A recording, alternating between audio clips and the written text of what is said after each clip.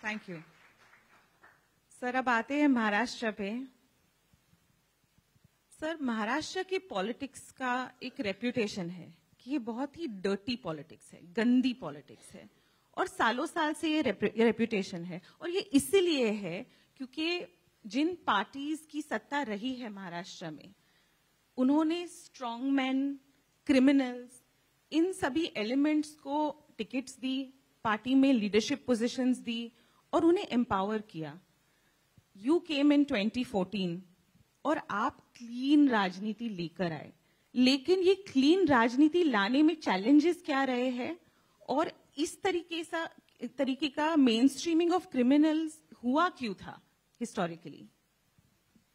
देखिए, मैं ऐसा कहूंगा कि महाराष्ट्र ने कुछ दशकों पहले एक अपनी स्टाइल ऑफ पॉलिटिक्स तैयार की, which was epitome of chronic capitalism. सत्ता से पैसा, पैसे से सत्ता, उन दोनों के भरोसे इंस्टीट्यूशंस, उन इंस्टीट्यूशन के भरोसे लोगों को एक प्रकार से अपने साथ जोड़ना और सरकारी पैसे पर अपने बड़े साम्राज्य को तैयार करना, इस प्रकार की एक परिस्थिति महाराष्ट्र में कई वर्षों तक हमने देखी। और आप अगर महाराष्ट्र की राजनीति को महाराष्ट्र बनने के बाद पहले 30, 40, 50 साल तक देखेंगे तो आपके ध्यान में आएगा कि कुल मिलाकर ये राजनीति 50 घरानों के इर्द गिर्द घूमी है। Only 50 families. मैं ऐसा नहीं कहता कि इन्होंने कुछ नहीं किया, इन फैमिलीज में भी कई फैमिलीज ऐसी थी कि जिनको बहुत बड़ा सोशल आउटलुक था, पर ऐसी भी थी कि जिन्होंने इस राजनीति को केवल अपने फैमिली तक सीमित रखा और अपने साम्राज्य तक सीमित रखा। सरकार के पैसे का इस्तेमाल करते हुए इस प्रकार से अपना साम्राज्य फैलाना कि आम आदमी ये अपने ऊपर डिपेंडेंट हो जाए, वो कभी इंडिपेंडेंट हो ही नहीं पाए, और फिर उसको प्ले करना। और फिर इसमें से तैयार हुआ एक ऐसा माहौल कि जिस माहौल में फिर इनको कंट्रोल करने के लिए क्रिमिनल्स की आवश्यकता पड़ने लगी, इनको कंट्रोल करने के लिए गूंस की आवश्यकता पड़ने लगी, इनको कंट्रोल करने वाले बाहुबलियों की आवश्यकता पड़ने लगी। तो फिर बाहुबलियों का भी प्रवेश एक प्रकार से हमारी राजनीति में हुआ। और हमने एक ऐसा दौर भी देखा है महाराष्ट्र की राजनीति में कि जब महाराष्ट्र की राजनीति को मुख्यमंत्री कंट्रोल करते थे या अंडरवर्ल्ड कंट्रोल करता था, इस प्रकार का सवाल उठाना पड़े, ऐसे भी महाराष्ट्र की राजनीति हमने देखी है।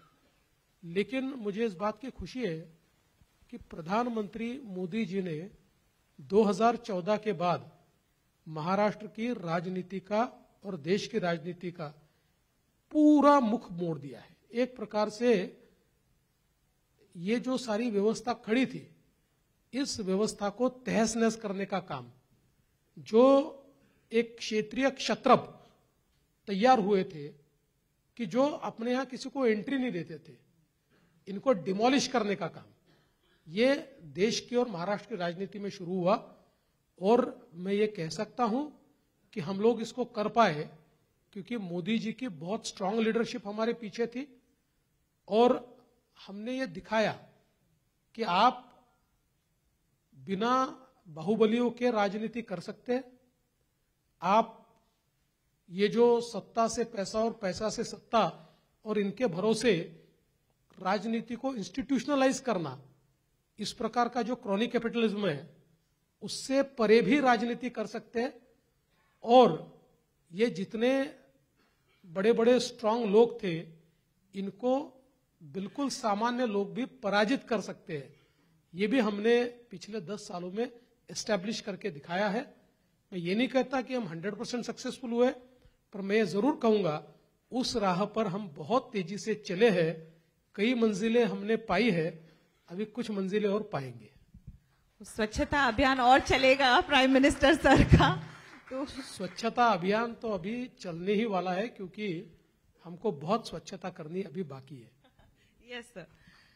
So my next question, Maharashtra की राजनीति में एक ये भी है कि बहुत सारी पॉलिटिकल पार्टीज है और ये पॉलिटिकल पार्टीज कांग्रेस की या तो डायरेक्ट ऑफशूट्स है या फिर अगर आइडियोलॉजिकली भी अगर डिफरेंट है, उन्होंने कांग्रेस के ऑर्गेनाइजेशनल स्ट्रक्चर से इन्फ्लुएंस होके अपनी पार्टी के स्ट्रक्चर्स बनाए हैं। अब इसमें क्या हुआ है, परिवारवाद